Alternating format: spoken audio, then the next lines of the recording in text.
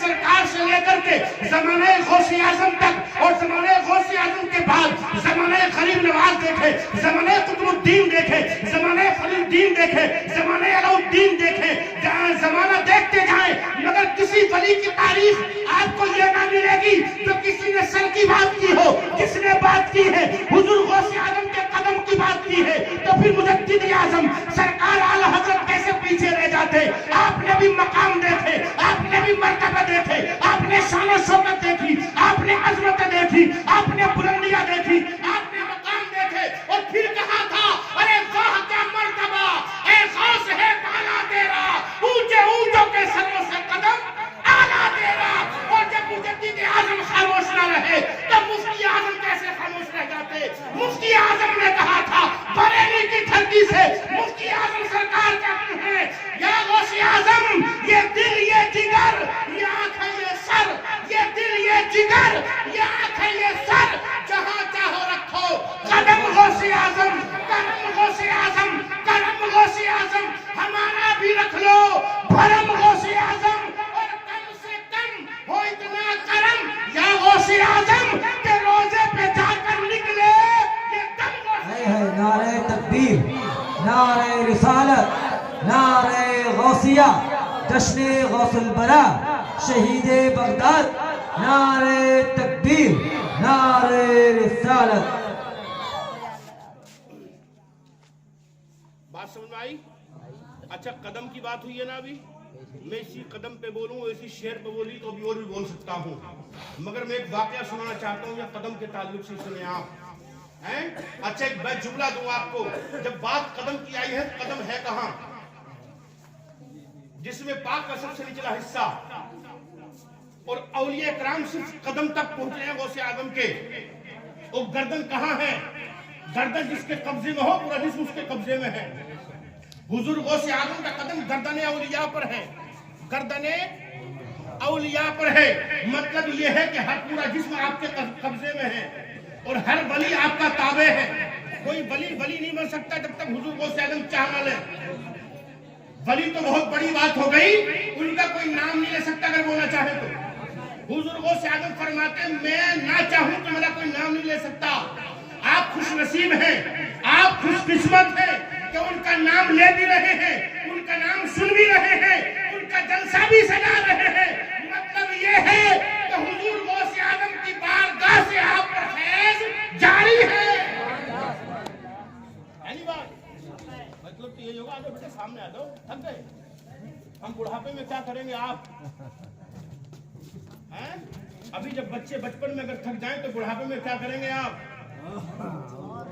हमारे बूढ़ों को देखो कि जिंदगी जी करके आए हैं मगर फिर भी जवानों से ज्यादा हिम्मत और हौसला रखते हैं।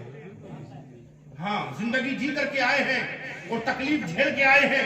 बूढ़ों की जिंदगी कोई आसानी से नहीं कटती, बड़ी मुश्किलों से गुजर के आते हैं, बुढ़ापे में बड़ी मुश्किलों से गुजर के आते हैं और बड़ी मुश्किलों से औलाद को पालते हैं। हमने देखा है बात बुजुर्गों को कि पूरा दिन फाका करते हैं अपनी औलाद के खातिर और कमा के लाकर अपनी औलाद को खिलाते हैं।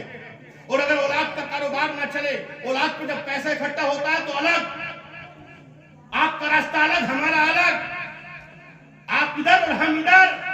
और जब पैसा नहीं होता तो फिर किससे दर्द होता बताओ? सबसे ज्यादा बाप ही को दर्द होता है। कभी कभी तो बाप छुप के देता है। बाप माँ को बताता भी नहीं, उस बच्चे की माँ को भी नहीं बताता, दूसरे बेटे को भी खबर नहीं होती, और जिसका सहारा ना हो, जिसका काम कम चलता उसे खामोशी से दे देता है। क्या ऐसा नहीं होता बताओ? ये बाप का प्यार नहीं तो क्या है? और फिर लोग समझते से दो भाते नहीं, ये प्यार है बाप का, क्योंकि बाप ये चाहता ही नहीं उसकी औलाद कमजोर हो जाए।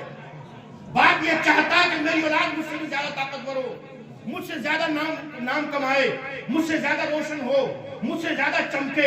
ये हमने आजमाया है अपनी जिंदगी में। माँ बाप की अगर दुआएं ना हो तो बिल्कुल बेड़ा गर्क हो जाएगा।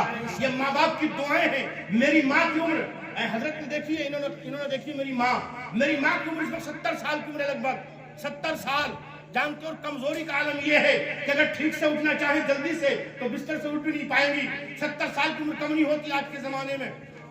और अल्हम्दुलिल्लाह पिछले महीने में उम्रा करके आई है। रबीउल अव्वल की 12 तारीख को रबीउल अव्वल के दिनों में वो मदीना शरीफ में थी, उम्रा करके आई है। मगर जानते हो मुसलमानों, मेरी लाइन यही है, दिन में मदरसे में पढ़ाता हूँ, रात को प्रोग्राम करता हूँ। जब रात को मैं अपने घर जाता हूँ ना, कभी 12 बजे, कभी 1 बजे, कभी 2 बजे, जब मैं दरवाजे पर दस्तक देता हूँ तो सबसे पहली आवाज मेरी माँ की आती है और माँ दरवाजा खोलने के लिए आती है। मेरे कलेजा टूटता है इस बात को सोच करके, जिस दिन माँ न हुई उस दिन दरवाजा कौन खोलेगा? जिस दिन माँ न हुई उस दिन दरवाजा कौन खोलेगा? ये माँ की दुआ है। आज मैं घर से चला हूँ सुबह से और शाम तक, जब तक बदायूं शरीफ में मज़ार अक़दस पे बड़े सरकार के पहुंचा हूँ, जब तक मेरी माँ ने कई मरतबा मुझसे बीच में बात कर ली, और जब मज़ार पे पहुंच करके मैंने कह दिया कि मैं पहुंच गया हूँ और मुझे लेने के लिए वहां से इमाम साहब आ गए हैं, तब मेरी माँ को तसल्ली हुई। ये माँ का प्यार नहीं तो क्या है, ये माँ की हमदर्दी नहीं तो क्या है। और फिर माँ दुआएं कितनी देती है। मेरे एक उस्ताद ने कहा था कि बाप से नसीहत मिलती है और माँ से दुआएं मिलती हैं। बाप से, बच्चों याद रखना ये बात, बाप का डांटना, बाप का फटकारना, बाप का गुस्सा दिखाना तुम्हें बिगाड़ना नहीं होता, बल्कि बाप यह चाहता कि तुम्हें नसीहत मिले और माँ से दुआएं मिलती हैं। और इसी तवाजुन में घर चलता है। माँ औलाद को सीने से लगा के घर चलाती है और बाप औलाद को डांट के घर चलाता है। ये घर का तवाजुन होता है। और अगर बाप भी सीने से लगा ले और माँ भी सीने से लगा ले तो औलाद बिगड़ जाएगी, औलाद बिगड़ जाएगी। इसलिए बाप का डांटना जरूरी है, बाप का समझाना जरूरी है। घर का माहौल बनाने के लिए अगर एक नरम होता है तो एक गर्म होता है, और एक गर्म होता है तो एक नरम हो जाता है। ये माँ बाप का प्यार ही है जो औलाद कामयाब हो जाती है। दुर्द पाक